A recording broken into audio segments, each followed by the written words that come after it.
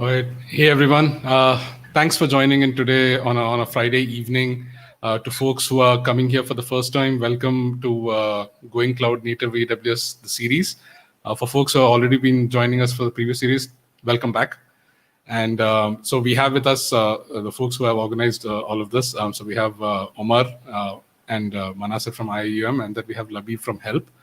And we just thought we'll do a quick recap of what's happened in the last few weeks, because we had a break in the middle because of student exams and other things. Life usually just gets in the way, you know. So let's quickly just jump into what we did in the first few sections. So we started with the cloud infrastructure in the beginning, and we spoke about the basic building blocks, what the cloud is about, what are the different things that are required. And then we spoke about networking. And then after that, we went into storage, like the different types of storages that are there. And last we touched upon is databases in this case. So guys, I mean, you were there, you saw all those sessions. What do you think is right now the need from a cloud perspective when you're learning all of these things? What else do you think you would want to start looking at as part of this? Anyone? I think more hands-on things, like maybe more demos, so people can get started very easily. Okay. And build up gradually. Okay, cool. So in the near future, those are definitely sessions we're going to keep adding on about demos and other things. What else do you see as value coming out from just learning about these building blocks over here? I think one of the most important things that at the end we will all learn is how it all fits together, because ultimately that's what we need. Learning how we can integrate all of these things that we learn separately into whatever project that we're doing or whatever problem that we're trying to solve. So implementing storage, database, networking, all of these things that we are learning here, in that is ultimately the goal. Because and I think that's what's necessary. So maybe at the end doing a small mini project where each of these topics will be guided, and using the hands-on experience that we learn, we can finally implement it all together. Okay, all right, that's good to know. The idea of having a project as a theme overall, right? So that you can translate all of these things into what you're building. Yeah, that makes a lot of sense. So in terms of understanding where we are at right now and where we are going, do you see us moving more towards app development kind of discussions? Do you see ourselves going more towards AI/ML kind of discussions? Things like that? Labib? Mike? Okay, cool. Yeah. App development, I think app development is more prominent. Okay. Yeah. And as a student, you think that's something you want to focus on more? Yeah. Okay. All right. Cool. So I mean, that's good to know from a high level perspective of what the outcome is, and I guess each person over here who's joining in today is going to have different kinds of outcomes that are required. So what we also wanted to do is we wanted to bring in folks from the community, right? Tenured people who know and have built things, who are builders at heart, so that they could also share about different building blocks and different aspects of the cloud. And today we have with us a special guest. We have Pedram Rahmati.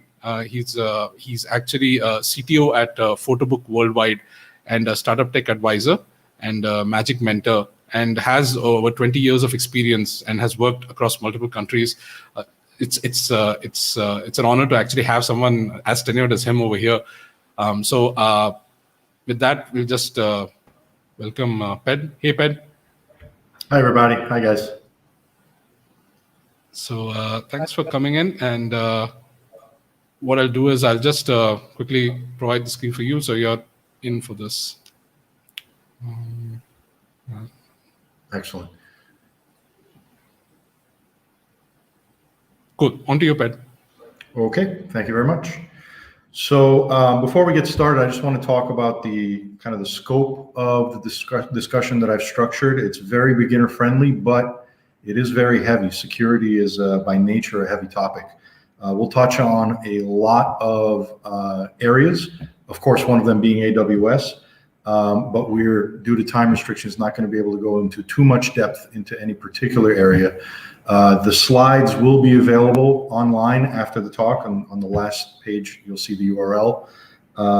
So don't worry about taking screenshots or notes or anything like that. And I'll provide my contact for the organizers to share in case anyone wants to reach out with more in-depth questions or topics to discuss. So let's jump into it. Yeah, so I think Faz already gave a pretty good introduction to me, so we won't spend too much time here.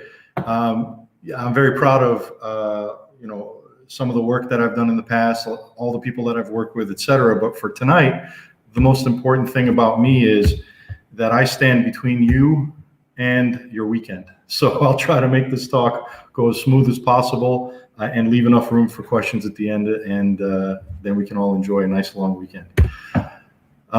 So the first question we should be asking is, or the first question most people ask is why, or how much should I care about this? How much is security, does security really matter? I hear a lot at startups that, you know, this is a startup. Our number one goal is to get out there quickly. Security is important, but, you know, it's kind of an afterthought. Or I've got a lot of pressure, deadlines and whatnot. I got to get it out quickly. I can't sacrifice features, but I can sacrifice maybe doing security testing, penetration testing. Or that we have a separate team to worry about that. It's not, you know, I write the code, but, you know, it's for someone else to worry about. Or that, you know, the security risks are really obscure and it's not worth someone's time to actually go and meddle with. So we're safe because no one should really target us, because they won't know. They won't know where our security weaknesses are in the first place. So they won't care. And it's, in general, it's not in my job scope. It's not what I was hired for. I was hired to build features, not to make the application, the system, the infrastructure secure. And there's a lot of reasons that contradict that type of thinking. So this is very high level, but there's a lot of regulatory bodies around the world, a lot of governments that have passed laws that require us to have some minimum level of data protection for our users in order to do business within those countries. Malaysia is one of those countries, guys. So, you know, for sure, it's something we need to worry about. We sign contracts, for example, if you have any kind of shopping cart on your website or you use a third-party shopping cart and configure it for your website, then you've probably signed, maybe not you, someone at your company has signed an agreement for PCI compliance with your cart provider, with your payment provider. If you read the letter of those agreements, the wording is not there to protect you. It's not really even there to protect your customers. It's actually there to protect the payment gateways. They're basically getting you to sign a statement saying that you're doing all the right things for security. And if something goes wrong, then it must be your fault, not the payment gateway's fault. So that if there's litigation or, you know, some kind of fine from a government agency, it's coming your way. That's what those agreements are there for. Of course, a lot of companies have either banks or creditors, they have shareholders, they have investors of various kinds. A lot of these entities will require external audits of security practices to approve further financing. It's usually done on an annual basis, and it's usually done before the engagement actually begins. But it's very important to be aware, if you're not following through with best practices for security, you're hurting your company's ability to get financing when it needs it. Even for partnerships in marketing, let's say, for example, you are a partner with an ad network that requires some degree of data exchange, personal data exchange from your users. You may think, well, I have terms of use and privacy policies and all these different things that spell out what I will and won't do with the data, so I'm safe. Not exactly. Your terms of use and privacy policy does not override the laws of the jurisdictions of the countries that you operate in. So when there's a conflict between your terms of use and the law wins. You just need to be conscious of that. And another thing to remember is that you're a good actor. I trust everyone on this call has best intentions and, you know, does all the right things every day, all the time. However, you can't guarantee that, one day down the road after you've moved on from your current company, there won't be someone working there with access to the code that you wrote, designing based on designs that you've put in place, who will not always be such a good actor. Maybe someone will end up in a compromised position. Happens in the movies sometimes. You see someone has a gambling debt and they have to do a crime to pay it back. Not saying that extreme, but you understand. It's not about you. It's about whoever could be in your chair throughout the lifetime of the company. So let's talk about some common attack surfaces. And again, this is very broad, and then we'll hone in on these areas and how we can minimize risks that these attack surfaces present. We'll start with the workspace itself. Typically, open offices are, a hot commodity right now. It saves a lot on square footage, and in theory helps with communication, though that may be argued in different circles. But anyways, it is prevalent. Almost everywhere you go, you're seeing more and more movement towards an open office concept, which is great in general, but we have to understand that our monitors, our laptops, they may contain sensitive information that is not meant for the public. So if we have visitors from the outside, it's very important to be aware of where they can and can't go. For example, I wouldn't let a visitor walk around freely around technology department for sure, but also maybe finance and HR. I would make sure that they're escorted. Your own employees and your end users are another attack surface. So, through social engineering, through myriads of different attacks that you guys have all heard about. The best we can do is to make sure that we have strong authentication and authorization mechanisms in place, and we'll get a little bit into that. But also we have some detection in place when there is a breach, we can hopefully quickly detect it. Our network is another attack vector. There's things we can do to harden our network, but at the end of the day, typically there is a physical system even behind a wireless system. So that physical security is still a very important thing to avoid unwanted access to our network. We deal with vendors. It's a reality of building software these days. No one builds in a vacuum. We all use various open source and paid frameworks, libraries, tools, different software. It's important to understand what we need to be worried about as far as from a legal perspective. So for example, with AWS, they have all the right certifications to do business in pretty much every country in the world. And they have pages and pages worth of information about how they get audited for those. And we'll get in a little bit into the areas of standards and best practice mechanics for cloud-based systems and SaaS providers and things of that nature. But yes, we have to deal with the reality that the more external tools and software we use, the wider the attack surface is on our users and our business. We also have our own servers and systems. These could be on-prem, on the cloud, et cetera. Of course, there's definitely best practices involved with securing those and limiting access and things of that nature. But most importantly is we have to manage what role gets access to what system at what level, and not just leave it be.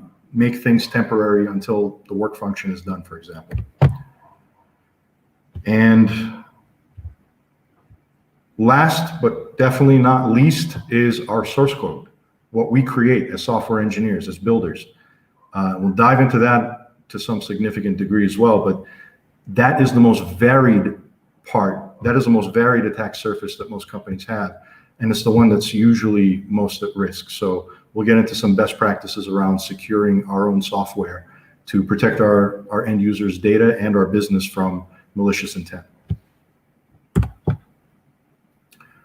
So taking a look at first our employees and our workspaces. For example, if we have a receptionist and a waiting area, seating area, you're kind of already better than average. A lot of companies don't even have that. Typically, when you have a waiting area for visitors to visit an open office, especially, but any office, they sign in. So there's at least some kind of deterrent for people to do random crazy things. At least they have a a name logged in a book that they may get in trouble with later. And in addition, they get handed off. So an employee has to come and get them from the waiting area and escort them around. They're never left unattended. Again, as we mentioned earlier, you have to identify the sensitive areas like technology and finance and make sure that there's consistent escort and that people aren't left there to their own devices for sure. I can't tell you how many times I come to the office, and I'm not saying for just Photobook, like every place I've worked, and there's been a person there in a nice, uniform doing either work on an aircon or on some lights or maybe fixing some furniture.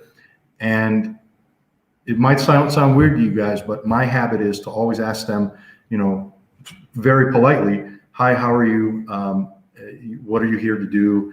And did you register at the front door? And then I verify that information at the front that they were registered. And usually if they're coming to do their work within a sensitive area, like technology, I insist that someone from our admin team does escort them, does sit with them while they're doing the work. It may feel like a waste of time, but got to protect sensitive information as much as we can. At Photobook, we also have manufacturing facilities, so it's important for us to have CCTVs and things of that nature. That just goes without saying, but also if you work in an environment where there's retail and things like that, of course, there's those types of systems come into play as well. So access to areas for people that are authorized. Typically, keypads are not great. They're easily defeated by someone with a sharp eye watching from a dark corner, for example. Card access is okay, but you guys know RFID cards and things of that nature, very easy to defeat these days.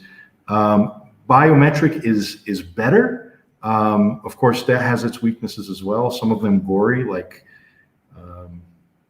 well, I won't get into it, but incapacitating a person to get their fingerprint scanned. But basically everything has some degree of weakness and everything has some degree of sensitivity, and it's up to the individual business to determine what the right degree of protection is for access into what areas. Devices such as USB hubs, USB drives, anything that can plug into actual company hardware. There should be a policy in place where you can't bring your own. Typically, we have bring your own policies for like mobile phones, and some companies even allow that for laptops. But even your laptop that has been granted access, secure access to company resources, by policy, you should sign a contract saying that you are not ever going to plug something into it that wasn't provided by the company. And that's important because, you see a little USB stick laying on the ground. You don't know whose it is. You have all the intention just to check out, maybe you can figure out whose it is if you can see what's on the thumb drive. You plug it in just to take a look, and some malicious software loads onto your hardware, and there you go. So just a matter of making sure that's part of the policy. And obfuscation is another one. I visited an office once where they had a server room with glass walls. And while it's definitely sexy, like to see racks and racks of servers with blinking lights and, a couple of workstations or KVMs showing some cool characters scrolling across the screen. And it's definitely something that's a wow factor for that company. But at the end of the day, that tells them what hardware you have on your racks. If they can recognize, oh, that's, a Dell Blade server. And then later on, if there's some vulnerability for those servers, they'll remember, this company has those servers. Maybe they're unpatched. Now all of a sudden you become a target. If they never saw that rack, they would never have known, right? So it's just common sense, obfuscate as much as possible. So for vendors, networks, for systems and servers, of course, guest Wi-Fi access should be on a separate SSID from your normal, secure SSID for employees. Make sure that your guest network system has no addressable routes to your sensitive systems. Any sensitive system would require access to a VPN external to the SSID and to the subnets that you've delegated for those sensitive systems. Any on-prem equipment like laptops and desktops, ideally, if it's in a really sensitive environment, should not be DHCP'd. They should be whitelisted on an access table on your network infrastructure. Firewalls and gateways should be in place. There are third-party firewalls for your on-prem infrastructure. There are third-party firewall appliances for your AWS infrastructure. There's really no excuse to not have this stuff in place. Systems should be segmented into different subnets for different purposes. Now, that may not sound intuitive. If they're all on a secure subnet, why separate them? Well, because if someone gains access to one of your sensitive systems, you'd want them to work just as hard to get access to the rest, right? Acceptable usage policies, we talked about a little bit, but those usage policies need to be rock hard, and they need to protect the company. At the end of the day, they need to protect the company from visitors, from outside parties, and from employees. Like we said, you, the good actor, will not always be the employee. There will be one day when someone else is there who may not have as good an intention or morals as you have. If possible, try to centralize your authentication and authorization. Active Directory and LDAP are two common ways to do these things, but there are others, even open source versions of these systems, but there are other systems available for doing authorization and authentication in a centralized manner. And the reason it's good to be centralized is if an employee role changes or leaves the company and they no longer require access to certain system, it's a lot easier to control that from one place than to find all the varied subsystems where they could be potentially administered from. So it just saves a headache if it's possible. And make sure you're patching all the time, at least monthly. It's kind of a habit you have to build in. You basically have to make it part of somebody's job scope and make it a primary part of the role to make sure that that regular cadence of patching is happening, that there's a log of it, that the patches are tested on non-production systems before they're applied to production systems. All those things need to be in place. So you may ask yourself, for vendors, how do I assure my vendors are doing all this? Because that's important, right? For example, how do we know AWS is following most, if not all, of these best practices? Well, the ISO, the International Standards Organization, publishes standards that relay what kind of expectations there are around best practices for different types of systems. 27017 and 27018 talk about system security and personal information treatment for basically cloud providers, which kind of applies to SaaS providers as well. So in some situations, you may be a SaaS provider. You may be providing software as a service to your clients and not even know that you're technically should be following, not from a legal standpoint, but maybe from an audit standpoint, should be following some of these standards. ISO 27001, that standard itself is kind of a general IT security best practices. If you're ever really interested in the topic and want to do a headfirst dive into some very technical documentation around it, take a look at that standard. There's also service organizational control reports. You may have heard of these as SOC 1, SOC 2, or even SOC 3 reports. SOC 1 is mostly for financial compliance best practices, so we don't worry about that too much within tech, but SOC 2 is where tech really gets involved. And basically, to the degree that we can assure a financial auditor that our technology does not put our financial data or our customers' financial data at risk. And so it's a pretty big topic, and one that, if any of you have ever gone through a major round of fundraising or gone to a bank for a major line of credit or anything of that nature, they've demanded for an audit, and a report like this may have been requested to be provided. And a SOC 3 report is basically the same thing as a SOC 2, but with sensitive information removed. And the reason for that is because it's meant to be published. So if your customers are asking for your SOC report, you don't give them your SOC 2, you give them your SOC 3. Your SOC 2 is for you, and it has all the sensitive information of how and where you are doing a good job protecting your systems and where you may not be. And then, of course, there's PCI, Payment Card Industry Data Security Standard, DSS, or SAQ, which is a self-assessment questionnaire. Most of us these days probably never have to worry about DSS.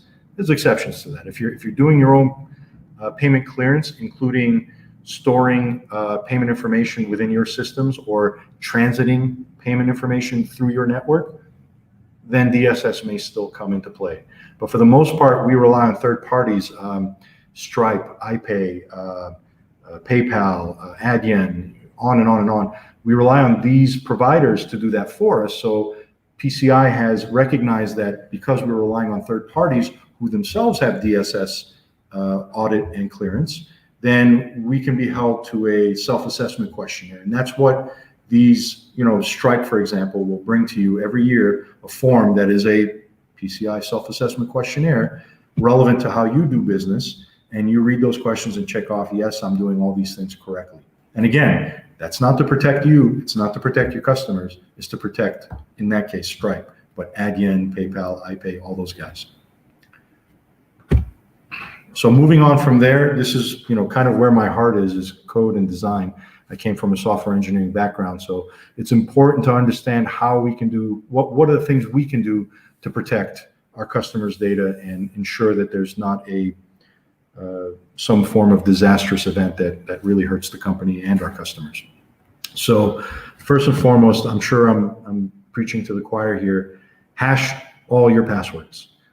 There's really no excuse to storing passwords raw. There's really no excuse to storing your passwords encrypted.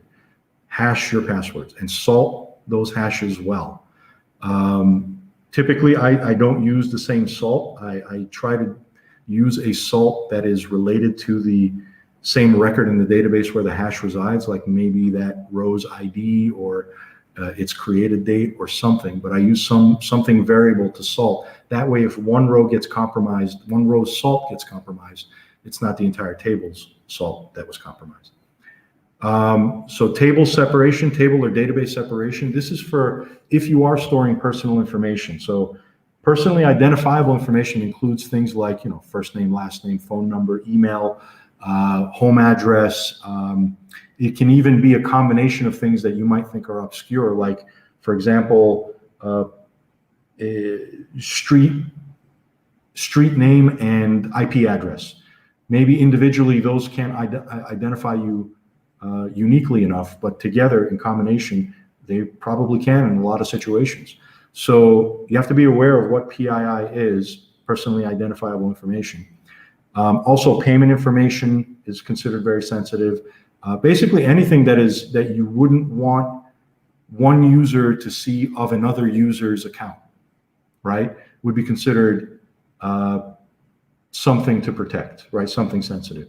And one way to go about protecting it is to put these in a separate database and to ensure there is reduced access. So only people who require, maybe a database administrator and maybe, I don't know who else would require regular access to it, but in a non-production environment, maybe that's a different story, but your non-production environment shouldn't have live data in them anyway. So table separation is really important because it's a breach of your main database. You still stand a 50-50 chance of keeping your sensitive data out of the malicious actor's hands. Use internal DNS for internal systems. So, your admin.mywebsite.com should not be publicly DNS'd. It should be internally DNS. So that's not even a valid domain outside the company's network. Still accessible remotely if you connect through VPN, of course, but it's one layer of protection, and security is all about multiple layers of protection. Make sure you're doing pen tests. There are several tools. Let's see, Zap, OWASP Zap is one of them. It's pretty popular, open source. But there are other paid tools, there are other free tools that basically for web-based systems sweep your entire application for vulnerabilities of various kinds and give you very detailed reports on where your weaknesses are. Password recycles, I say this one with a little hesitation because this has historically been forcing people to change their password every 3 months, for example. Historically has been considered a really good thing, but in practice, it's actually been almost proven to be bad. Because what ends up happening is Bob from accounting, who's not a very technical person and doesn't understand how important it is to keep the password secure, because Bob has to continuously change passwords every 3 months, has a sticky note right on his monitor with his new password written on it because he's a forgetful person. So we're forcing people to change their secure passwords very frequently. A lot of times that ends up actually being counterproductive. Set course rules. Course is basically a way, cross-origin request something. It's basically a way for your endpoint to whitelist requests coming into it. It's determined from the browser. So the browser is going to say, I have this domains page loaded and I'm hitting you, please let me get a response. And your rules will look at that and say, yes, you're allowed, right?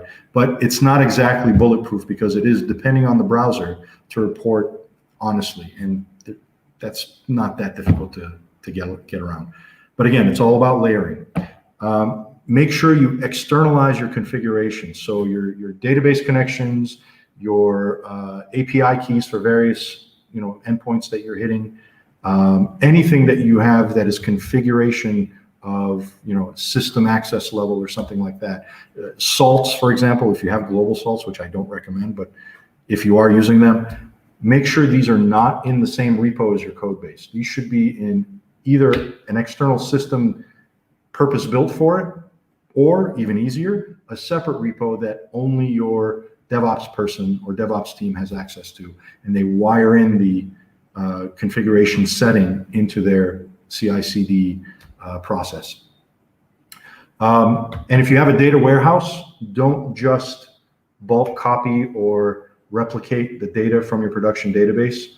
You do need a intermediate step to cleanse the data, especially when you're copying sensitive information. So for example, if you're copying your user table, which everyone has a user table and it has names and all that personalized PII that we just talked about, you don't want that in your data warehouse. You might say to yourself, well, I need that table though, because I joined to it for running analytics for my data warehouse, for my business intelligence team. You're absolutely right. You need the rows of data in there, but you don't need to know that it was, Jack Smith from Wisconsin in the first row and Julie Jones from California in the second row or whatever. You don't need that level of detail in the data warehouse. So what we typically do is we scrub the data in a way that keeps the columns that need to be unique without a way to get back to the original value. So for example, we might change the email address from whatever it is to like the user's ID at fakeemail.mycompanywebsite.com. And that way in the data warehouse, it remains unique because it's relying on the primary key, but it has nothing to do with the original email address. So no random intern who works in marketing, I'm not picking on marketing interns, I think they're fabulous people, but as an example, could accidentally copy that data from the data warehouse onto their laptop and lose their laptop at a coffee shop. And now your customer's data is in someone's hands. So it's very important to cleanse your data for your data warehouse. I think we talked about everything on this page, but there's definitely more related to code and design. So we talked about PII. It's important to learn how to identify it. It's important for all your team to know how to identify, because the chances is they will all at some point interact with PII. And if they don't know that it is sensitive information, they may not treat it as thus. Using HTTPS, I'm not even going to talk about that one. That's a default, right? There's no way anyone's running on HTTP these days, right? No way. Utilize UUIDs or GUIDs. These are, for those that don't know, long, mostly random strings that are somewhat guaranteed to be unique. I'm being a little bit dodgy because they are limited, but the limits are massive in that, you can't guarantee that they'll always be unique, but like you would have to live for a very large number of centuries to actually duplicate one. But the point is to use these concepts instead of primary keys to pass information around within your client. So on a query string for a web page that is getting, hit with a get, or even a post within the posted variables in the header, to use UUIDs instead of those auto-incrementing primary keys, because God forbid one day someone does something stupid and doesn't check for proper data ownership on the back end before retrieving the data and showing it on the screen.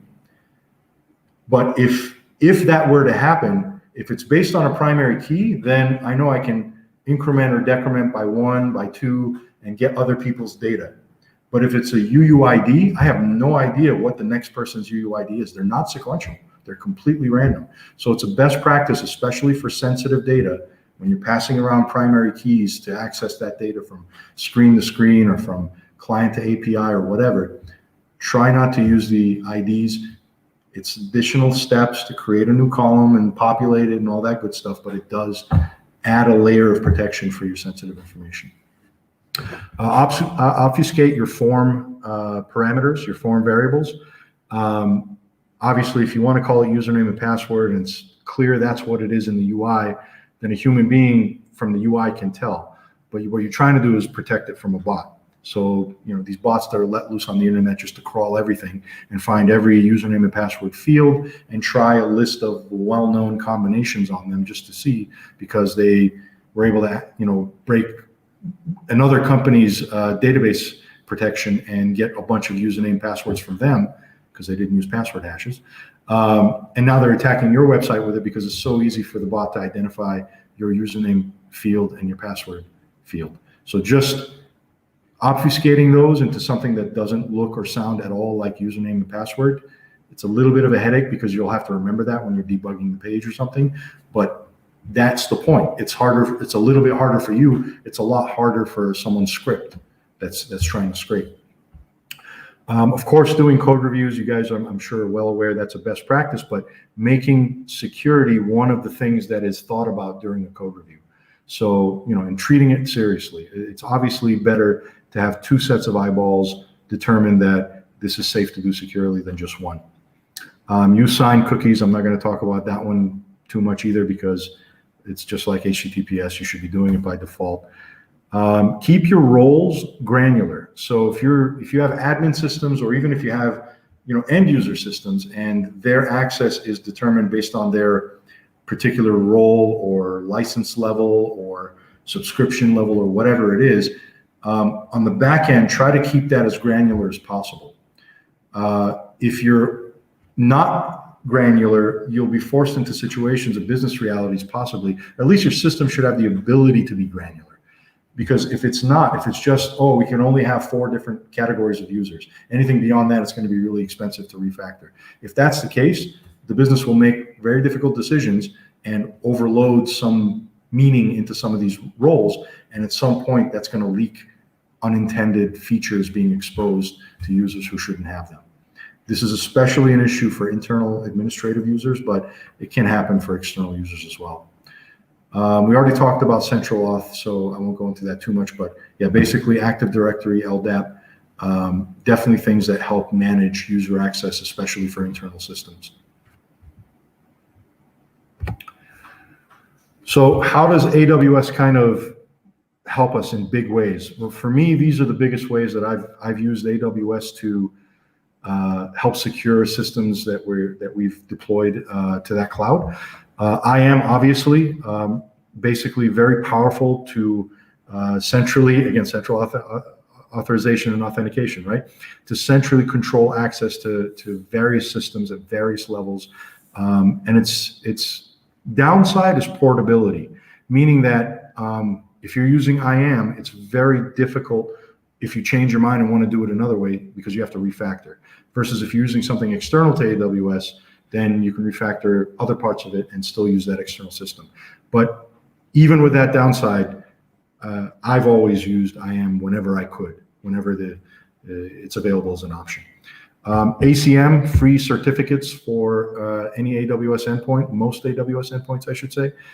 So no more dealing with scripts to update, let's encrypt certs and all that jazz. Thank you, AWS, for that. Really appreciate it. Using VPCs and multiple VPCs, virtual private clouds, to separate environments, but also importantly, within a single environment, separating sensitive data from each other, or from non-sensitive data at least, or sensitive systems from non-sensitive systems. It's again the same concept as your on-prem subnet segregation, but now on the cloud. And very important, WAF, the Web Application Firewall.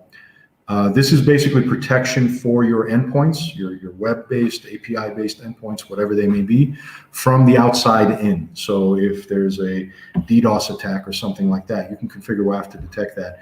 And there's, I believe, some degree of insurability built into it, or at least there used to be. I'm not sure what the situation is now, but it's a very, very important tool. And if you look at it from a cost perspective, it's actually priced pretty well for what it does. So if you want to go outside of that, of course, there are appliances too you can get off the marketplace, like Fortinet.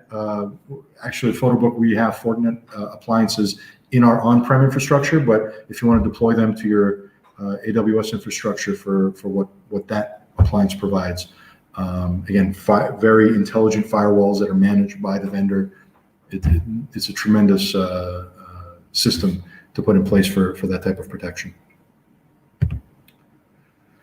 There's also a couple of resources I wanted to share from AWS directly.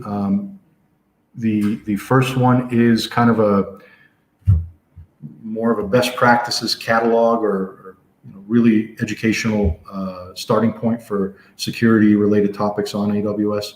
And the second one is basically a blog talking about security best practices. So both are really, really good resources, a lot of interesting topics there. Delve into the 4 items I have listed above, but also many, many, many more. And more importantly, how these different things interact to secure your systems and your users' data. So no matter what you do, nothing will ever be perfectly secure. It's just a reality of economics. If you've spent the time to make it perfectly, the only perfectly secure system is an offline one. That's it. That's literally the only perfectly secure system. And even that can be defeated. Someone can crash through your door, plug it in, and turn it on. I mean, so there will be situations where you may have to deal with a breach. So depending on your local government regulations, you may have to disclose the breach to users, or certain types of users, certain classes of users. You will probably have to disclose the breach to law enforcement or to a government agency, and that's determined by the laws in your country. And even if the laws don't dictate that you have to do it, a lot of the times you want to do that anyway. It protects the company, because if you keep it and then there's something malicious done with the data, you could be culpable for not disclosing it to government. But within tech, when there's a breach, so these things are typically managed at the senior management level, within marketing, communications, within customer service, within those areas.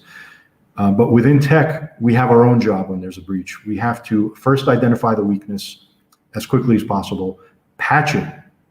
And that sometimes you may think you have time. It may take time to do, but this is about there's no patience in patching this type of situation. So you have to get that done very quickly. Repairing the damage. So if the intrusion has somehow damaged the data for certain users, and you can recover it either from an archive or from other sources within the same database, then that's the next thing to look at. Also, you may want to, if the attack is suspected to have compromised the user's access, their passwords or secret questions and answers, or whatever else that may give people who shouldn't have access, then you may want to start triggering a forced password update at that point, invalidating old passwords, and then next time someone comes to the site, they're forced to do it. You also want to immediately scan your code for similar weaknesses. And that's very important to do first, before you then scan it for a wider scope. You cast a wider net. And the reason you do the second one, you cast a wider net, is because law enforcement is going to come and say, well, what did you do to fix it? How are you sure it's not going to happen? And what are you doing for other parts? So you need to be able to answer those questions in a very confident and competent manner. And the last thing you need to do really is to revisit your policies, the access levels that various employees and various employee groups have. All those things need to be reviewed real quick just to make sure that you have all the right things in place from a policy perspective, because they are going to get questioned heavily, even if the breach had nothing to do with those policies. So breaches are serious business, guys. You don't want to be in that position, but you don't want to be unprepared if that position is put forth in front of you. So there's good news here. A lot of doom and gloom up to this point. It's Friday night. Let's hear some good news. All the frameworks you typically use, .NET, Rails, Laravel, Django, whatnot, like all Node.js, et cetera, every framework or library you use is on your side, because it's in the framework's interest to gain popularity to be known as secure, not insecure. So there's serious effort, serious testing within the framework, and primitive capabilities built into the framework to make sure those are as secure as possible. It's not always that way, but there's an attempt, is what I'm saying. Your vendors are also on your side. We talked about how using vendors definitely increases your attack surface, but they also have the similar interest of making sure they're not known as insecure. That's the best way to kill their business. So they're definitely on the side of security with you. And of course, AWS, your cloud provider, is on your side. If me telling you, or Faz, or anyone else you know from AWS telling you doesn't convince you, just take a look at AWS's vast private and government certifications that are renewed on a regular basis around the world for various governing bodies.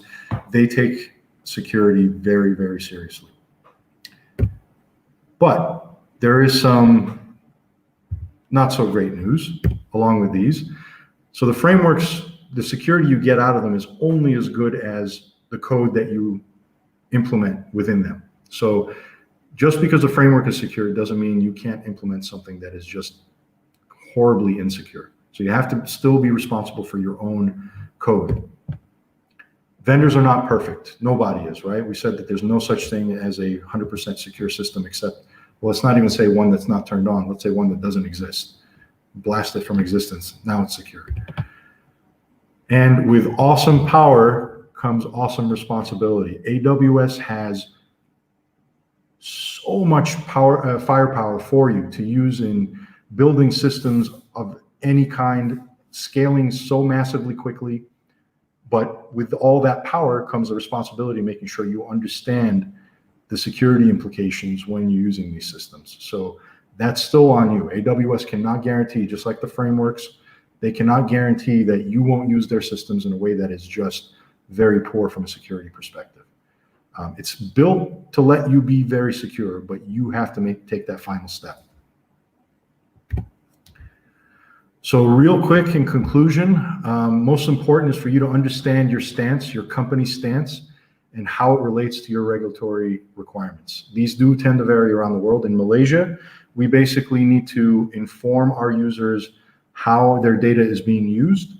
And if a user wants to remove their data from our systems, we have to enable that free of charge in a very reasonably quick time, right? And that's pretty common around the world, but there's places where that varies.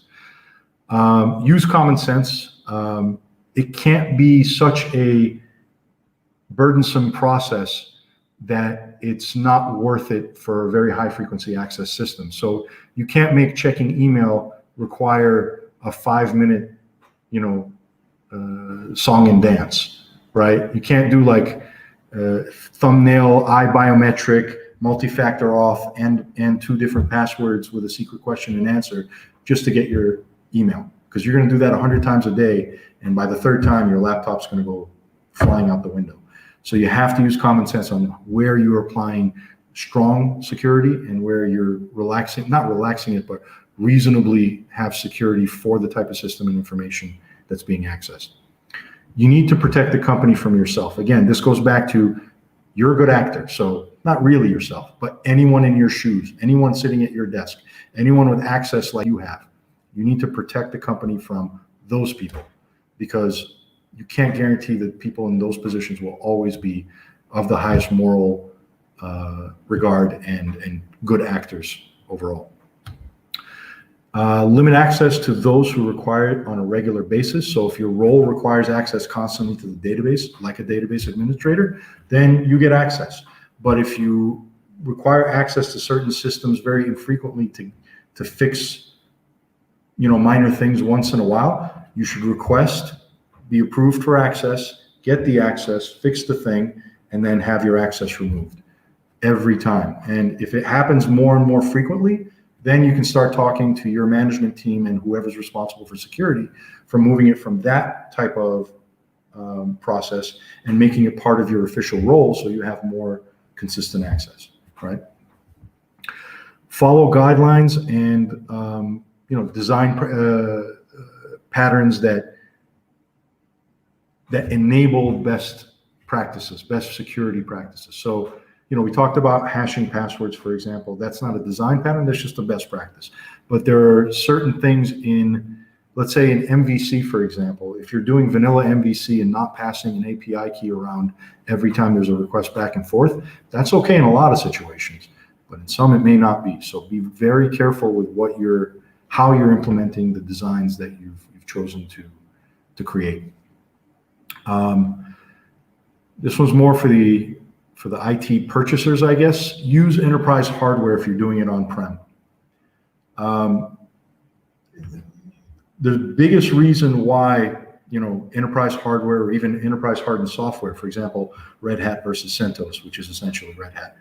The reason why there's a big cost differential in these systems, whether they're hardware or software, is because typically, the more expensive system is hardened. There are things in place by design to help mitigate or prevent certain types of issues that you may encounter, including security issues. We talked about patching regularly. This needs to be in the DNA of the company. And we also talked about pen testing and scanning your network for weaknesses. So there are lots of tools out there to help with this. Again, I'm happy to suggest a few, but I don't think we want to get into the weeds of that right now. We're actually running pretty close to time. So slides are available. There's the URL. We can go to questions now, or we can start our weekend, but I think maybe better we see if there's any questions. Yeah, thanks, Ped. That was awesome. A pretty interesting way to get started with security. And I do have a question, but before that, we have some from the audience also. So I'll just put in the first one. Sure. So Ayman asks, in what environment does the points you mentioned are paramount? You covered a lot of parts of security, right? And there were things from a code perspective, there were things from a strategy perspective. How much of this do you see from, in whichever environment you are? Where would you want to start with? When we're talking about environment, I assume you mean like production versus non-production, right? So yep. For production environments, I would say pretty much everything in this talk applies to production environments. But for non-production environments, and I count a data warehouse, which we mentioned a little bit, but there are other systems like that are not considered quote unquote production. You also need to be very aware of what type of data those systems contain and what type of systems that those systems are connected to. Those are the two important things. So for example, if you're in a completely isolated development environment, then there's a lot of these things that don't apply, right? Just by nature, if I'm running a development environment on my laptop, writing code locally, running a database locally, running my servers locally, then I would actually have to do work to expose those externally. By default, they wouldn't be available outside my laptop. So you don't even have to worry about a lot of these different things. But in general, if you're protecting your non-production environment behind VPNs, let's say, for access externally, or behind secure portions of your network, then most of the same things apply. You don't really need to protect them.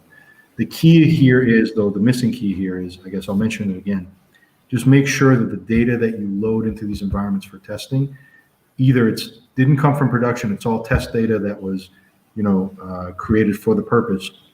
Or if it did come from production, just like the data warehouse, it gets anonymized.